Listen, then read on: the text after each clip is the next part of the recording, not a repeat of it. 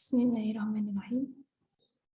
Assalamualaikum warahmatullahi wabarakatuh. Untuk kali ini saya akan menjelaskan tentang analisis korelasi statistika non-parametrik atau uji Rangse-Spearman. Jadi apa ini uji Rangse-Spearman? Uji Rangse-Spearman di sini ya, yang pertama, dalam ilmu statistika, istilah korelasi didefinisikan sebagai hubungan antara dua variabel atau lebih. Hubungan antar dua variabel dikenal dengan istilah korelasi bivariat, sedangkan lebih dari dua variabel disebut multivariat. Hubungan antara dua variabel misalnya hubungan antara prestasi studi, ini variabel Y-nya, dan kerajinan kuliah, yaitu variabel X-nya. Hubungan antar lebih dari dua variabel, misal hubungan antara prestasi studi dengan kerajinan kuliah, keaktifan mengunjungi perpustakaan, dan keaktifan berdiskusi. Jadi, kerajinan kuliahnya X1, keaktifan mengunjungi perpustakaan X2, dan keaktifan berdiskusi X3. Jadi, Y-nya itu adalah disebut variabel dependen, yaitu variabel yang dipengaruhi. Jadi kan tadi prestasi studi yang dipengaruhi. Jadi seperti nanti jadinya seperti persamaan garis. Y sama dengan berapa X1 ditambah berapa X2 ditambah berapa X3, seperti itu. Sedangkan variabel kerajinan kuliah, keaktifan mengunjungi perpustakaan, dan keaktifan berdiskusi disebut variabel independen, yaitu variabel bebas. Maksudnya variabel bebas itu variabel yang bisa nilainya bisa berubah sesuai dengan hasil penelitian, seperti itu. Pada bab sebelumnya, di statistika parametrik telah dibahas tentang korelasi produk momen. Jadi saya sudah menjelaskan tentang korelasi produk momennya kemarin ya. Nah, korelasi produk momen adalah salah satu teknik untuk mencari korelasi antar dua variabel yang sering digunakan. Teknik korelasi ini dikembangkan oleh Carl Pearson dan sering dikenal dengan istilah teknik korelasi Pearson.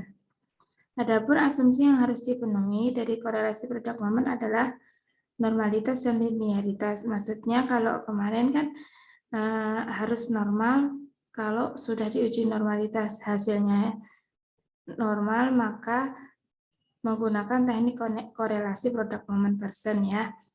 Tetapi jika tidak normal, maka menggunakan statistika non-parametrik, yaitu korelasi Rangse-Spearman. Jadi yang Rangse-Spearman ini. Jadi jika kalian menemukan datanya itu tidak normal. Jadi yang pertama kalian lakukan ketika nanti penelitian, yaitu setelah penelitian kan mendapatkan nilai mentah. Selanjutnya diuji kenormalannya. Kalau sudah normal, berarti kalau mau mencari hubungan atau korelasi menggunakan teknik korelasi produk momen. Kalau tidak normal, berarti menggunakan uji korelasi Rangse-Spearman. Nah, sekarang kita lanjut ke Rangse-Spearman, uji Rangse-Spearman. Nah, di sini disebut uji Rangse-Spearman rho. Jadi nanti lambangnya bisa menggunakan rho.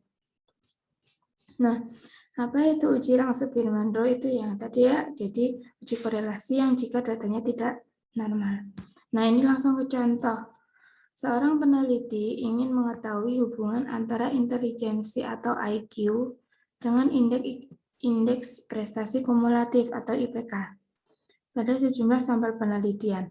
Data IQ dan IPK yang diperoleh adalah sebagai berikut. Jadi ini ya, subjeknya 1 sampai 10, jadi N-nya 10. IQ-nya ini, jika nomor 1 ini IQ-nya 121, IPK-nya 3,56, dan seterusnya. Nah, ini datanya tidak diurutkan dari yang terkecil sampai yang terbesar ya, karena takutnya kalau diurutkan nanti di sininya terkecil, tapi di sininya tidak terkecil. Jadi bukan seandainya ini kan punyanya 1. Si nomor 1 ini kan IQ-nya 121, IPK-nya 3,56, nanti bukan gandengannya. Jadi bisa jadi nanti nomor 1 ini bisa gandengan dengan 3,09. Makanya ini tidak diurutkan dari yang terkecil.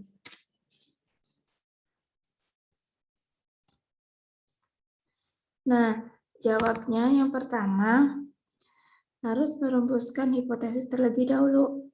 H0-nya yaitu tidak terdapat hubungan antara IQ dengan IPK.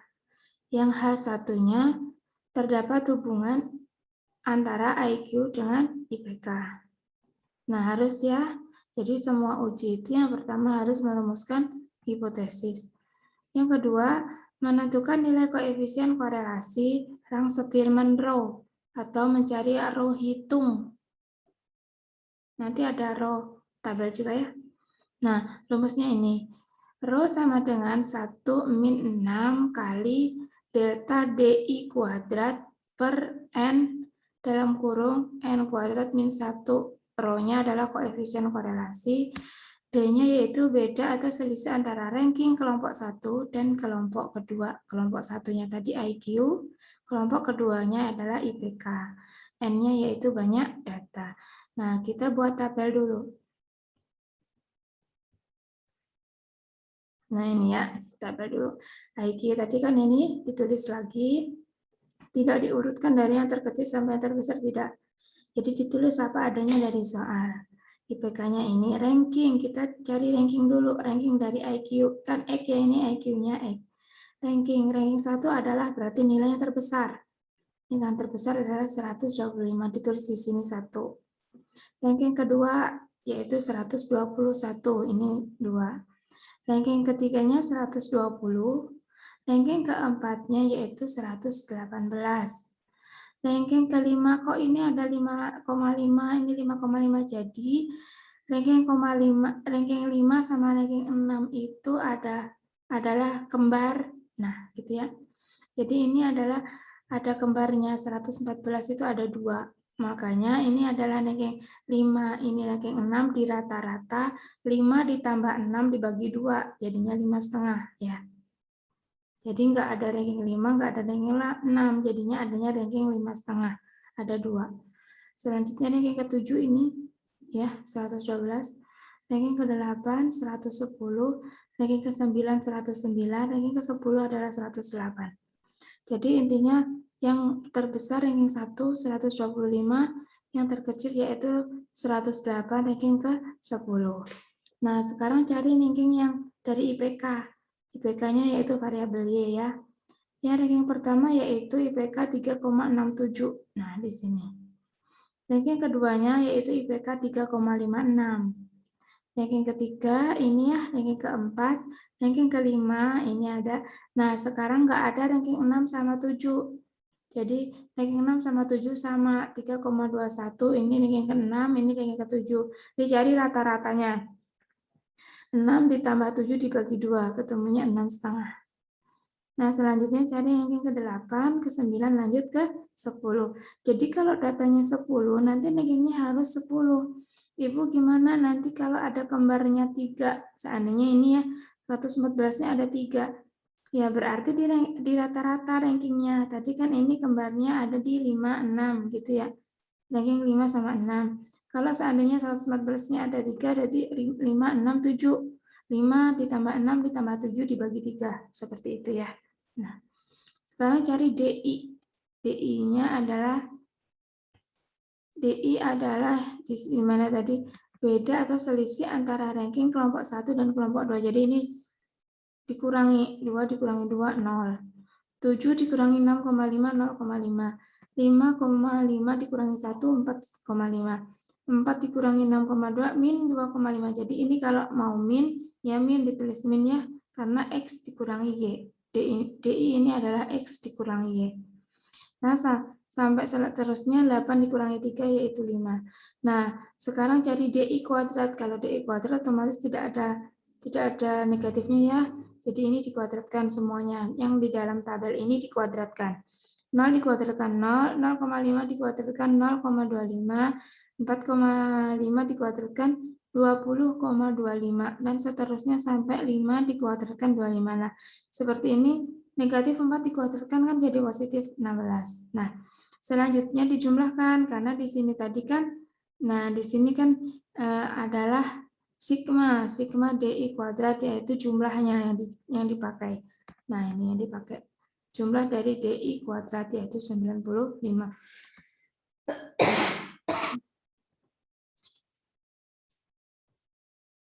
Nah, selanjutnya, di sini ada dua rumus. Jadi, jika tidak ada nilai yang kembar, maka nilai rho-nya memakai rumus ini. Padahal tadi ada nilai yang kembar ya. Ini yang kembar ada dua ini. Tetapi saya memakai satu rumus saja, jadi kalian biar tidak bingung. Jadi nanti kalau kalian mengerjakan, nggak usah ada jika nilai ada yang kembar atau jika data tersebut ada yang kembar atau tidak ada yang kembar. Ini kan tidak ada yang kembar ya. Nah, ini memakai rumus satu ini aja. Rho sama dengan 1 min 6 kali sigma DI kuadrat per N kali N kuadrat min 1. Jangan memakai rumus yang ini yang bawah. Saya nanti tidak akan menjelaskan.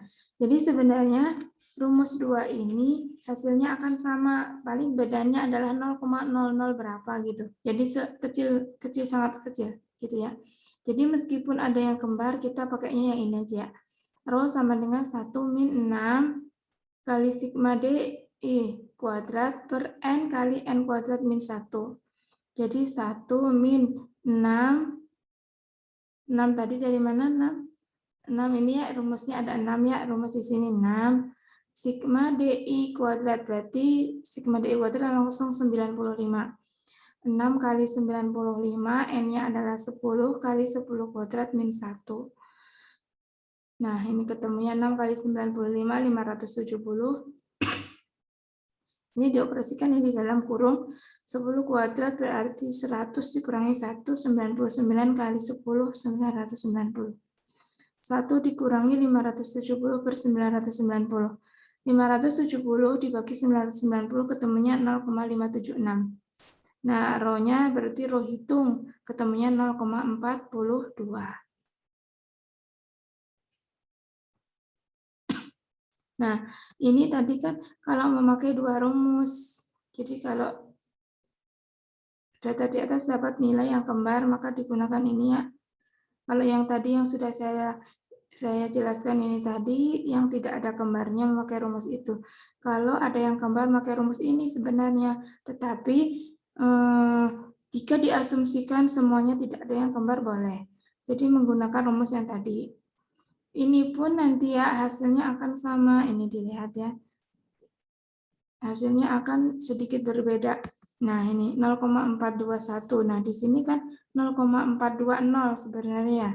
Nah, ini kan 0,420. Nah, kalau memakai rumus yang ini 0,421. Jadi akan sama saja gitu. Maksudnya bedanya berarti kan 0,001 bedanya.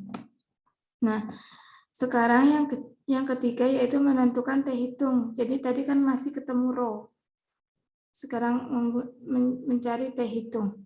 Tadi saya bilangnya rho hitung ya. Jadi bukan tadi rho dulu. Jadi ini adalah T hitung. T hitung sama dengan rho kali akar N-2 per 1 min rho kuadrat. Rho-nya tadi kan kita menggunakan yang ini. Kalaupun Anda menggunakan yang atas boleh. Rho-nya 0,421, N-nya 10 dikurangi 2 per akar 1 min rho kuadrat. Nah, ketemu T hitungnya adalah 1,31.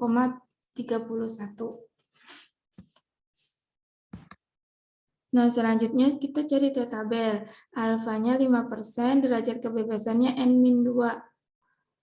Jadi nilai T maksudnya N-2 tadi kan 2-nya itu dari ini, dari variabel, berapakah banyak variabel yang dikorelasikan. Jadi ini cari DK-nya sama dengan T tabel yang korelasi produk momen kemarin ya, cari DK-nya ya. Nah, berarti DK-nya 8. Jadi nilai T tabelnya adalah 2,31. Cari T tabelnya di sini. Nah, ini 5%, ini 8 ya, ini 2,31. Nah, di sini ya tabelnya. Nah, ini ya tabelnya. Ini 2,31. Nah, sudah ketemu T hitung, sudah ketemu T tabel. Maka kesimpulannya yaitu berdasarkan hasil perhitungan di atas, nilai T hitung 1,31 kurang dari T tabel. T tabelnya 2,31. maka H0 diterima.